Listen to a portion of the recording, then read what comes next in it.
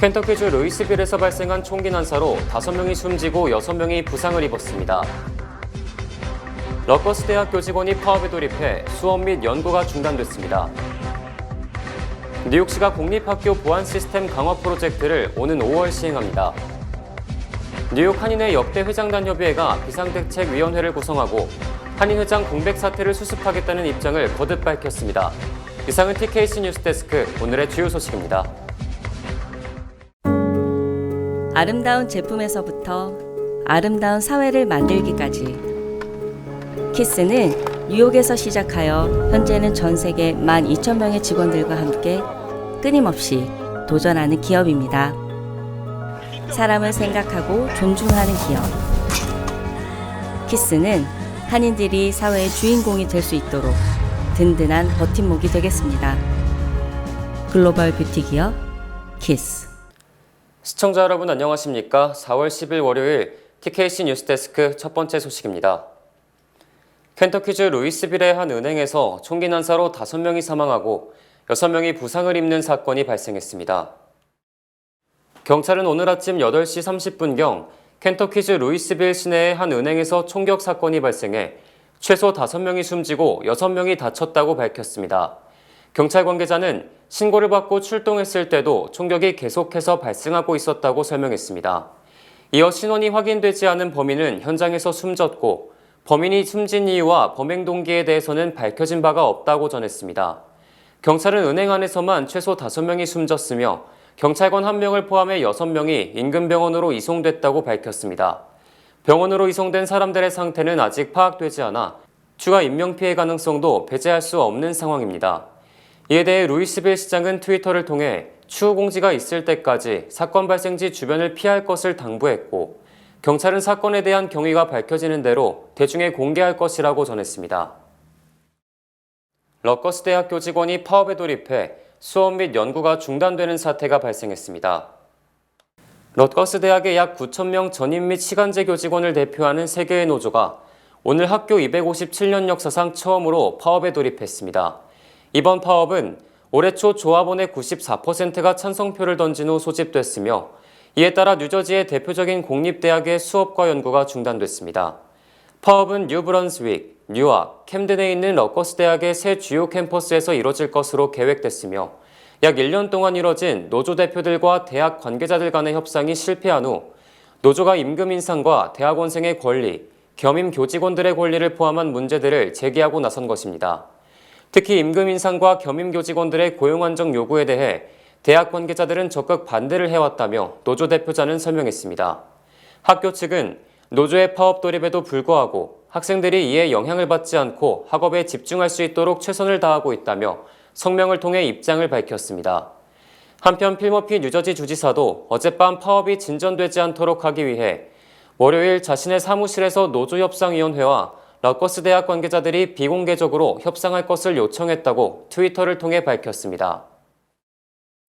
뉴욕시가 공립학교에 잠금 장치와 감시 카메라를 설치하는 등 학교 보안 시스템 강화 프로젝트를 오는 5월 시행하기로 결정했습니다. 뉴욕시가 약 7,800만 달러 상당의 뉴욕시 공립학교 보안 시스템 강화 프로젝트를 오는 5월 시행하기로 결정했습니다. 데이빗 뱅크스 시 교육감은 지난 7일 온라인으로 개최된 안전브리핑에서 내년 봄까지 모든 학교에 잠금 장치 및 감시 카메라 시스템을 설치할 것이라고 밝혔습니다. 최근 교내에서 발생하는 총기 사고가 늘자 이를 방지하기 위해 이 프로젝트를 고안했다고 뱅크스 시 교육감은 설명했습니다. 이 프로젝트에 따르면 학교에 방문한 사람은 누구든 학교 안으로 들어오기 전 벨을 누르고 안전요원에게 자신이 누군지 방문 목적이 무엇인지 밝혀야 합니다. 이후 안전요원이 이를 확인하고 문을 열어줘야 비로소 학교 안으로 들어갈 수 있습니다. 현재 학교 안전요원들은 새로운 시스템 아래 훈련을 받고 있으며 학교 보안 시스템 강화 프로젝트는 몇 달에 걸쳐 진행될 예정이라고 뱅크스시 교육감은 전했습니다. 한편 이 프로젝트는 지난 2월 뉴욕시 위원회의 승인을 받았으나 일각에서는 예산 문제와 시스템 효용성에 대한 지적이 제기된 바 있습니다. 뉴욕 한인회 역대 회장단 협의회가 비상대책위원회를 구성하고 한인 회장 공백 사태를 수습하겠다는 입장을 거듭 밝혔습니다. 하지만 뉴욕 한인회는 역대 회장 총원의 3분의 2가 의결한 내용이 아니므로 이를 인정할 수 없다는 입장입니다. 9일 김민선 협의회 간사는 지난 8일 동해수산에서 14명의 역대 회장단이 모여 논의한 결과라며 제37대 뉴욕 한인회장 임기가 끝난 직후인 5월 1일 역대 회장단으로 비대위를 구성하겠다는 결정을 공지했습니다. 비대위는 후보 자격 요건에 관한 회칙만 개정한 뒤 38대 회장을 3달 안에 선출하겠다는 입장입니다. 다만 이 안건에 대해 찬성 6표, 반대 5표가 나온 만큼 회칙에 따라 역대 회장 총원의 3분의 2 정족수가 참석하는 회의에서 3분의 2 의결이 성원되지 않기 때문에 이날 모임에서 나온 결정은 일부 역대 회장단의 의견밖에는 안 된다고 찰스윤 회장은 말했습니다. 윤 회장은 9일 열린 역대 회장단 모임에서 나온 의견에 대해 11일 열릴 예정인 이사회에서 논의할 계획이라고 덧붙였습니다. 지난 주말 이틀 사이에 뉴욕시에서 총 5건의 살인 사건이 발생한 가운데 용의자가 모두 잡히지 않아 경찰이 수사에 나섰습니다. 뉴욕시경에 따르면 어제 오후 8시경 할렘 레녹스 애비뉴의 한 스모크샵에서 총격 사건이 발생해 36세 남성이 머리에 총을 맞고 숨졌습니다. 피해자는 2차례 머리에 총을 맞았고 병원으로 옮겨졌으나 끝내 숨졌습니다. 두 남성 사이에는 말다툼이 있었던 것으로 확인됐으며 용의자가 현장을 달아나 경찰이 수사에 나섰습니다. 지난 토요일 오후 4시 40분경 할렘의 메디슨 애비뉴 이스트 132 스트릿에서도 한 남성이 머리에 총상을 입어 숨진 채 발견됐다고 경찰은 밝혔습니다. 피해자는 19세의 제일런 던컨으로 경찰은 정확한 사건의 경위가 아직 파악되지 않았다고 전했습니다. 경찰은 지난 토요일 오전 2시 7분경 세인트루이스와 메릭 블러버드 교차로에서도 플로리다 출신 23세 남성 제본 제미슨이 몸에 여러 차례 총을 맞고 숨졌다고 발표했습니다. 이어 토요일 오후 2시 20분경 브루클린 위코프 가든의 한 아파트에서도 83세 남성이 칼에 찔려 숨졌고 어제 오후 2시 12분경에는 브루클린의 코니 아일랜드 웨스트 23스트릿과 머메이드 애비뉴의 교차로에서 23세 남성이 칼에 찔려 사망하는 사고가 발생했다고 전했습니다.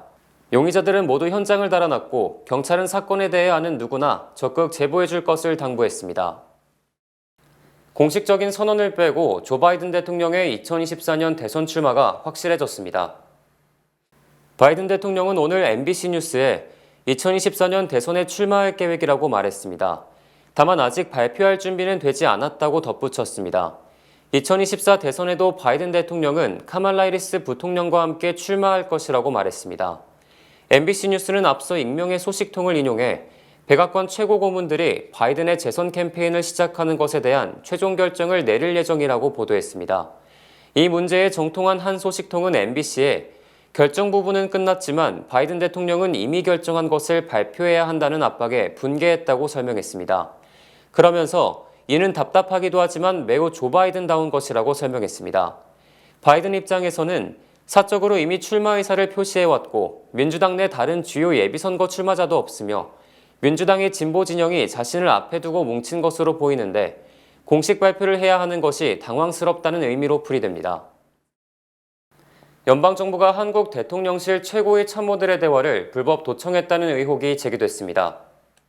뉴욕타임스는 지난 8일 미 정보기관이 생산한 기밀문서 100여 건이 수주 전부터 소셜미디어를 통해 유출됐다고 보도했으며 이 문건에는 최소 2건 이상이 한국 대통령실 도청 문서가 포함되어 있는 것으로 알려졌습니다. 워싱턴 포스트도 지난 3월 초 한국의 국가안전보장회의가 우크라이나에 포탄을 제공하라는 미국의 요구에 고심했다는 기밀문서가 발견됐다고 보도했습니다. 특히 이 문건은 김성한 전 국가안보실장과 이문희 비서관이 우크라이나 무기 지원 문제를 논의하는 대화가 담겨 있으며 정보 입수 방식은 도청을 의미하는 신호정보 보고라고 기재되어 있습니다.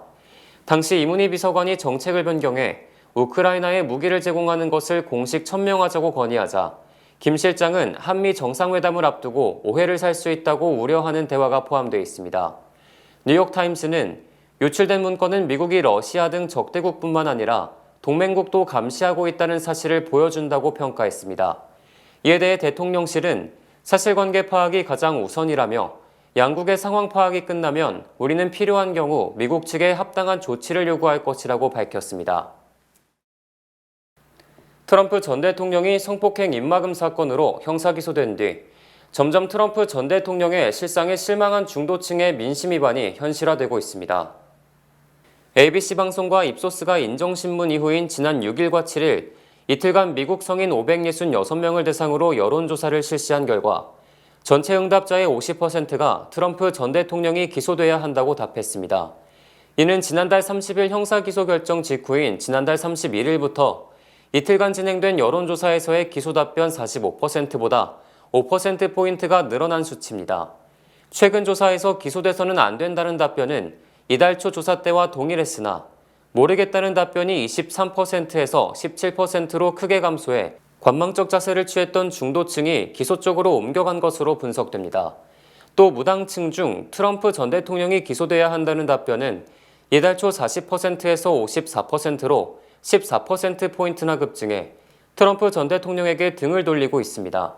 혐의가 심각하냐는 질문에 대해서도 심각하다는 답변이 직전 조사 때보다 2%포인트 늘어난 52%에 달했고 모른다는 응답은 14%에서 8%로 줄었습니다.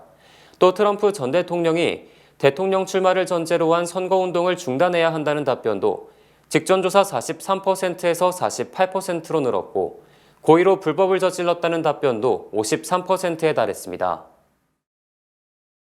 코로나19에 따른 공급망 차질에다 인플레이션 감축법, 반도체 지원법 등 자국 산업에 대한 적극적 지원으로 지난해 미국 내 공장 건설이 크게 늘어난 것으로 집계됐습니다.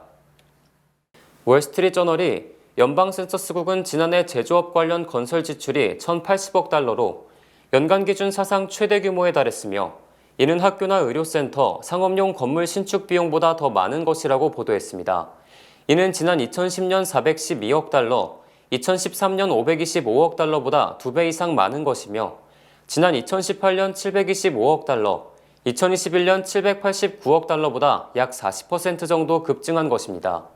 또 지난해 미국의 생산 능력은 코로나19에 따른 공급망 차질이 발생하자 제조업체들이 해외에 있는 공장을 다시 미국으로 가져오기 시작하면서 2015년 이후 가장 큰 증가세를 보였습니다. 특히 제품 공급 차질 등으로 리쇼어링 수요가 발생했을 때 바이든 행정부가 적기에 인플레이션 감축법, 반도체 지원법 등 미국 내 생산 제품에 대한 막대한 보조금을 지급하는 법을 마련한 것이 미국 내 제조업 부활로 이어지고 있습니다. 월스트리트저널은 GM과 합작한 LG 에너지 솔루션의 배터리 공장 신설, 덴마크 장난감 제조업체 레고의 버지니아주 공장 건설, 영양보조업체 바레오 시스템스의 네브라스카 공장 건설 등을 예로 들었습니다. 하지만 지난 2년간 제조업 부문에서 일자리가 80만 개 늘었지만 공장 신설 등으로 앞으로 80만 명의 인력이 더 필요해 인력 부족 현상이 제조업의 발목을 잡을 것이라는 우려도 제기되고 있습니다. 로스앤젤레스에서 마약을 밀매하다 필로폰과 총기 등을 이사화물로 이장해 선박편으로 한국에 반입한 40대 남성이 한국 검찰에 적발됐습니다. 서울중앙지검은 LA 거주 49세 장모 씨를 마약 및 총포 밀반입 등의 혐의로 구속 기소했으며 마약 사범이 총기까지 들여오다 적발된 것은 이번이 처음이라고 밝혔습니다. 검찰은 장 씨가 지난해 7월 26일 필로폰 3.2kg을 비닐팩에 진공 포장해 소파용 테이블에 숨기고 45구경 권총과 실탄 50발, 가스 발사식 모의 권총 6정 등을 이삿짐으로 위장해 지난 9월 9일 부산항에 도착 밀반입에 성공했다고 밝혔습니다. 검찰은 지난해 12월 이 같은 첩부를 입수한 뒤 수사를 시작했고 장 씨가 다른 마약 사범과 통화한 내역을 확보해 연방 마약 단속국과 공조 수사해 지난달 28일 장 씨를 체포했습니다. 장 씨는 미국 영주권자로 한국에서 군복무를 마치고 LA로 건너가 마약 밀매를 일삼았으며 한국으로 이주하면서 필로폰과 권총을 들여온 것으로 밝혀졌습니다. 미국의 은행 유동성 위기에 따른 불안이 계속되는 가운데 2025년 말까지 1조 5천억 달러에 달하는 상업용 부동산 부채 만기가 도래해 큰 위기를 초래할 것이라는 우려가 제기됐습니다. 투자은행 모건 스탠리는 2025년 말까지 도래하는 미국의 상업용 부동산 부채가 1조 5천억 달러, 한화 2천조 원에 달하며 대출자들이 이를 제때 리파이낸싱하지 못해 파산할 수 있다고 경고했습니다.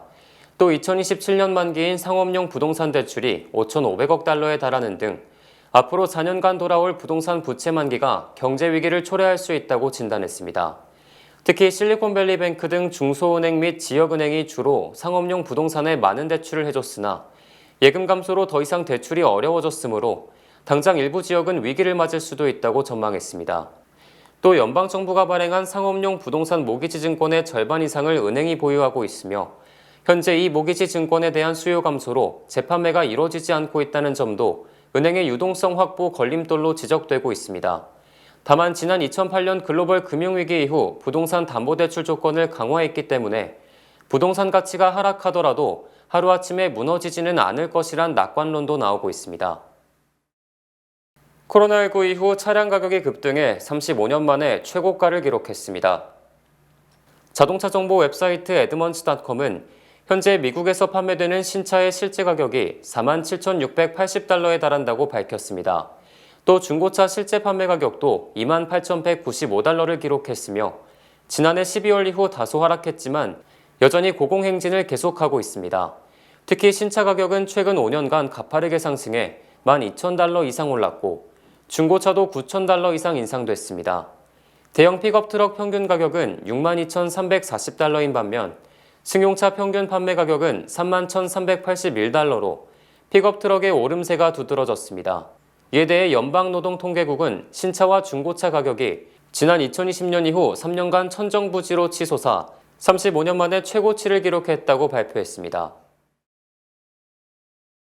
뱅크 오브 호프가 뉴욕, 뉴저지 진출 25주년을 맞이해 고객 감사 대잔치를 진행합니다. 가까운 지점에 방문해 경품 이벤트에 응모하세요. 희망을 설계하는 전문가들의 은행 뱅크 오브 호프 후원입니다. 주요 단신 전해드립니다. 반기문 전 유엔 사무총장이 다음 달 하버드대 행정대학원인 케네디 스쿨 졸업식의 기조연설자로 선정됐습니다. 한국국제교류재단이 하버드대 케네디 스쿨 벨퍼 센터에 200만 달러 규모의 한국 연구기금을 설치해 향후 5년간 코리아 프로젝트를 진행합니다. 미국의 동맹국 도청 의혹과 관련해 러시아는 젤렌스키 우크라이나 대통령도 감시 대상일지 모른다고 주장했습니다. 코로나19 백신을 개발한 모더나가 오는 2030년까지 mRNA 방식의 암과 심혈관 질환, 자가 면역 질환 등을 예방 치료하는 백신을 내놓을 것이라고 밝혔습니다. 로이터 통신이 테슬라가 고객 차량 카메라에 찍힌 은밀한 동영상을 직원끼리 공유했다고 보도한 데 이어 테슬라 고객이 테슬라를 상대로 사생활 침해 소송을 제기했습니다. 코로나 팬데믹으로 인해 뉴욕 시민들의 평균 기대 수명이 78세로 대폭 하락했다고 보건부가 발표했습니다. 두 차례 은행 강도 전력이 있는 78세 할머니가 지난 5일 캔자스시티 인근 소도시의 은행에 들어가 놀라지 말고 돈을 내놓으라는 쪽지를 건네는 방법으로 돈을 강탈한 뒤 도주하다 경찰에 체포됐습니다. 지난 8일 오후 3시 45분쯤 뉴저지주 루트 495의 존 F 케네디 블러버드 출구에서 스쿠터가 대형 유조차를 들이받아 스쿠터 운전자가 목숨을 잃었습니다. 날씨 전해드립니다. 내일은 낮부터 저녁까지 대체로 맑은 날씨가 예상됩니다. 내일 낮 최고 기온은 73도, 밤 최저 기온은 58도입니다. 내일 아침 해 뜨는 시간은 오전 6시 23분, 해 지는 시간은 오후 7시 30분입니다. 이어서 주간 날씨와 세계 날씨 보내드립니다.